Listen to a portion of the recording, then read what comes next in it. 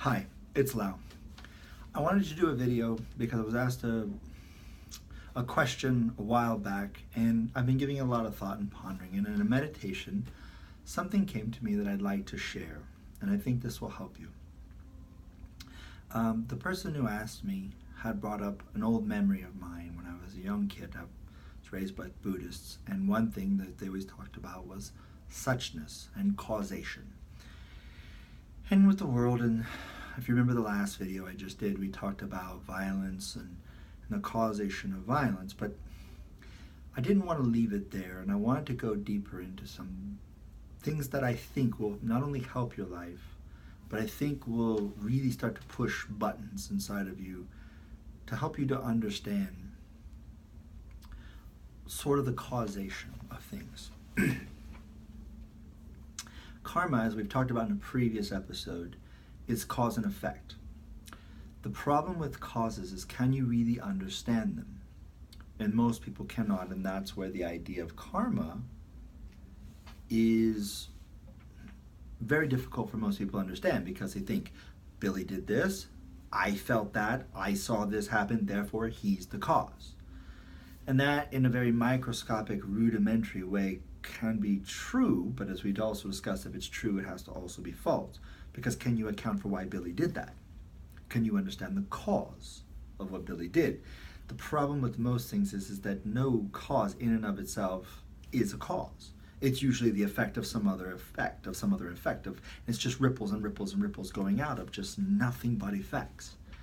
And so what happens is people don't want to go back that far. They say, okay, well, stop just, these people do these bad things, okay? You just stop making excuses for them. And it's not making excuses if you're trying to understand.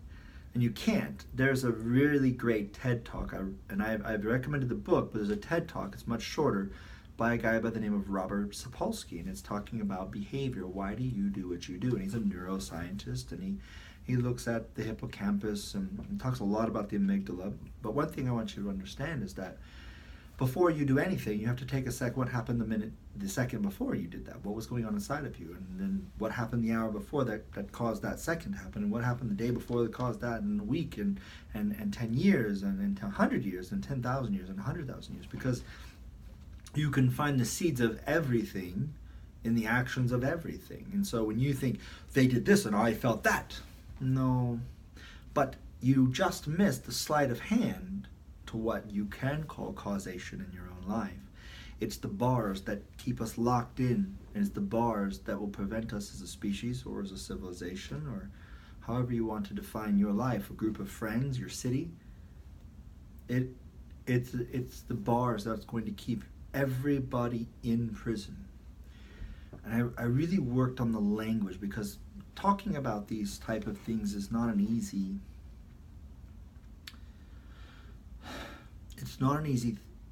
process, because words themselves are clumsy. Words themselves don't always convey the message of what the person originating the concept is trying to get across. And so most of my life and all my pursuits, if you could ask me what was it all for, it was very simple: to get language to be able to have this conversation with you. Because when you lack language for something, you can't experience it. You'll call it something else, and you'll miss the thing itself.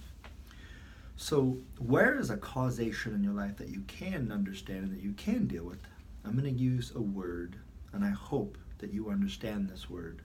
And I hope that this word really conveys the meaning. And so I really want you to listen for a moment. Turn off phones, turn off computers. Really listen to me for this moment, just this one moment. The cause, as you understand it in your life, comes to one word: blame. Blame is a cause of so much of what you think is manufactured by something else. Well, this person did this and I'm upset. No, but that blaming them is. Why? Because when you blame someone for something, you stop, you arrest the moment, and you have attributed or ascribed, that happened, this is this is the effect, this is what I felt, and therefore they're to blame. That blame, it stunts you. You can't go any further. It stunts them. Think about in your life, has there ever been anything that's ever happened? Have you ever experienced something in your life where someone blamed you for something, but that's not what you did, or it's not what you meant to do, or it's not what you believed happened, but no matter what you said, they wouldn't listen to you? Well, that's what every human, probably that you've ever met, labors under.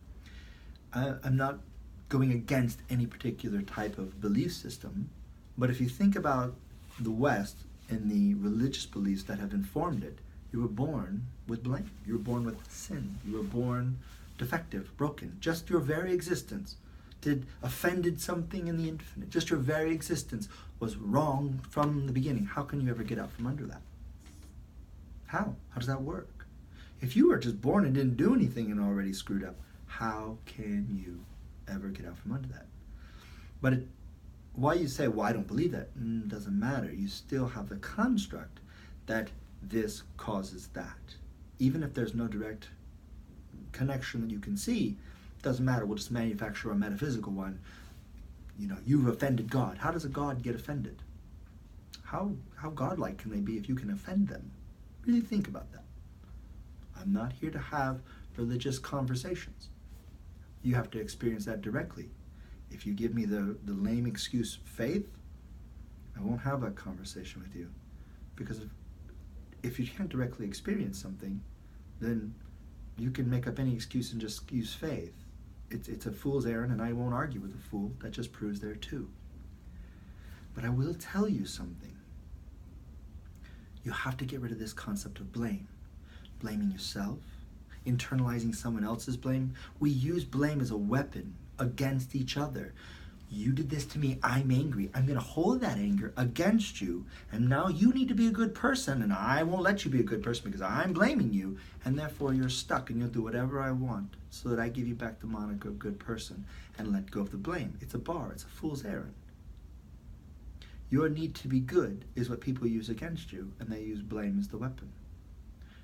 Your need for people to do what you want so that you can understand, so you don't feel scared and you don't feel anxious. That's how you use blame for other people. People have come to work with me or work for me in times of my life, and they've sat down, and my very first question is tell me about your home life. Tell me about what it was like growing up. If I hear my mommy did this to me, my daddy did that to me, this guy did this to me, that without a shadow of a doubt, I know that person is probably not going to have a very easy time at work. Might not do a very good job at all because they're constantly blaming external circumstances instead of realizing it's a fool's errand. Does any child know their parent? I doubt it.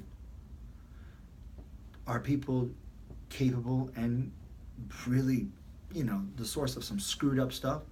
Did that happen in a vacuum though? No. Does it excuse their behavior? I'm not excusing anything. I'm not exonerating anybody. I'm not taking away someone's culpability. I'm taking away this, you did that, therefore you are this, and therefore I'm going to do that to you, trifecta, because then you can't grow out of it. You've just stopped someone's growth. People screw up, but how are they ever to grow past that and not screw up if they're constantly that forever? If you take a 12-year-old kid, like I've seen done in this culture, who's been on the playground and gets in a fight, that kid can get a second-degree felony. I have physically seen that happen. That kid is going to be a felon the rest of his life. He can never own property. He can't own a gun. He can't own many, many things in his life. He can't probably ever get a job. Why? Because he's been blamed. Did he do something wrong? I don't know. I'm not the arbiter of morality. Society will choose that for itself. But making people live with the moniker of blame, the things you say to yourself, I'm stupid, I'm fat, I'm not enough, no one loves me, I'm not worthy of love, who am I to deserve love, you did that bad thing, you're evil, oh, this person said that to me, and it's insane. You're creating your own prison. Some people create a prison the same reason why dogs have crates. At first it's to contain a behavior, but in the end it becomes your sanctuary. If your sanctuary is your blame and your identity of self-indictment, you're going to be an inmate in an insane asylum that is going to affect everyone around you. This is not about blame.